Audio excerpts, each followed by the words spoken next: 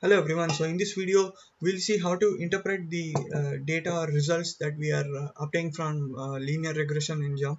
So I'm again going back to the same data that I used in my previous videos. I have a response and three variables. So in this video, we'll be understanding the summary statistics that we see when we try to fit uh, and determine the linear relationship between response and variable one. So let me open fit y by x and do the fitting first. Uh, so I choose response as my y variable, variable 1 as the factor. This is going to plot a bivariate plot, and here I choose the rectangle option and perform a linear regression fit, and now you can see the linear fit line is seen along with summary statistics. In my previous video I showed how to see uh, if the linear fit is accurate or not, and we also did some we also validated the model assumptions by using residual analysis. So in this video, we'll try to understand the summary statistics that we are seeing here. So under the summary of it, it is important to note the R square values, about which I will explain in a bit. But yeah, so basically R square explains higher the value of the R square and closer to 1, it means that the better our model is, or the fitting is better. And if you come to the analysis of variance table, you can see something called sum of squares and mean squares and F ratio. This is basically similar to the sum of square models and sum of square errors that we saw in the Anova video that I talked about in my previous videos. So let me once again briefly explain that. I'm going to switch over to the PowerPoint here. So here, when you have a model or a line fitting the set of data points, your total error can be attributed due to the error or the variation that is seen in the error, as well as some of the error can be attributed to and explained by the model. So here, R square is nothing but sum of the square models divided by sum of square the total. So closer the value is to 1, that means better your model is at explaining the variation that you're seeing. So for a good fit, you would ideally want your R square to be as high as possible and closer to 1. So this is something to keep in mind. So let me switch over back to JMP, and so here in this model we see that R square is 0.84, or in other words, this means that uh, the model explains 84% of the variation in a response that we are seeing here. Now let us look at the Anova table. So here we can see that the F ratio is very high, 252, and also the probability is less than 0.0001. So here the way the probability values can be used here is that when you are doing linear regression, the hypothesis that you are making here is that there is no linear relationship between your response and the variable one, and if your p-value is less than 0.05, the significant number, that means you will reject the null hypothesis and accept the alternate hypothesis. In this case, the alternate hypothesis that there is a strong linear relationship between your response and the variable. So in this case, since the p-value is less than the 0.05, the significant value, you can reject the null hypothesis and accept the alternate hypothesis.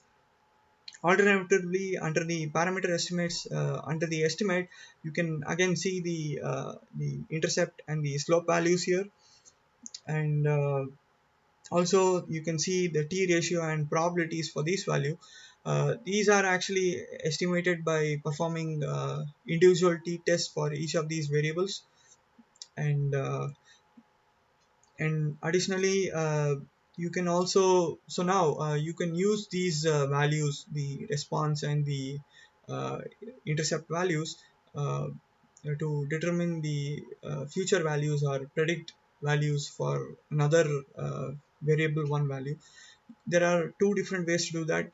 First way is to choose this crosshair option here, And then when you scroll down or the arrow here, you can see the value of y on the left for a particular value of x. So you can actually, if there is only one point that you want to determine or quickly take a look at your predicted value, you can actually use this crosshair option.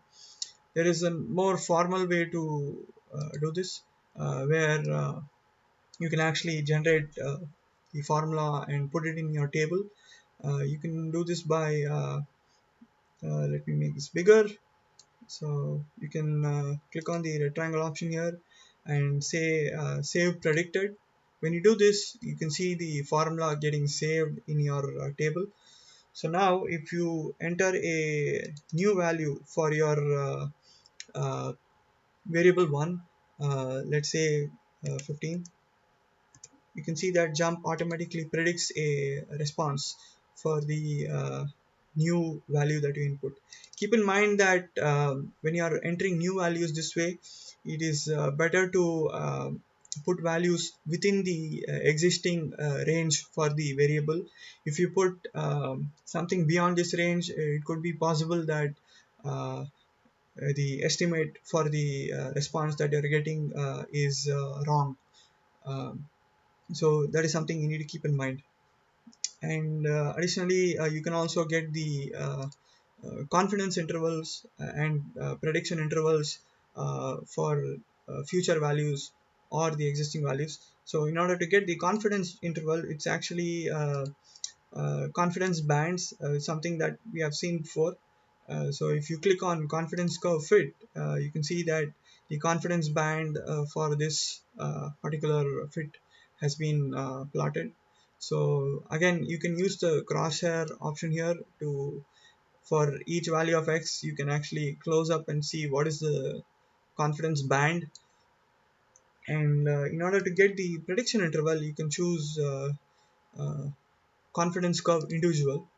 So this is, let me remove the confidence band so that you can see the prediction bands more clearly. So prediction bands are similar to the prediction interval. So if you want to estimate values for some future values, you can actually use this band. Additionally, you can also color this band by choosing confidence shaded individual. So this kind of gives the shaded region if that is something of interest. So this is how you interpret the values. So keep in mind that higher the R square, better your fit, or better your model explains the variation that you're seeing for this response.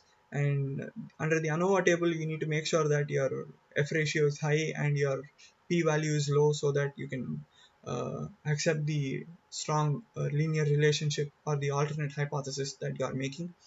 And under the parameter estimates, you are getting the estimates, and you're also getting p-values for these estimates, which are basically determined by the t-test or one sample t-test. And basically with these estimates you can determine the or predict the response value for any particular variables within the range of the factors.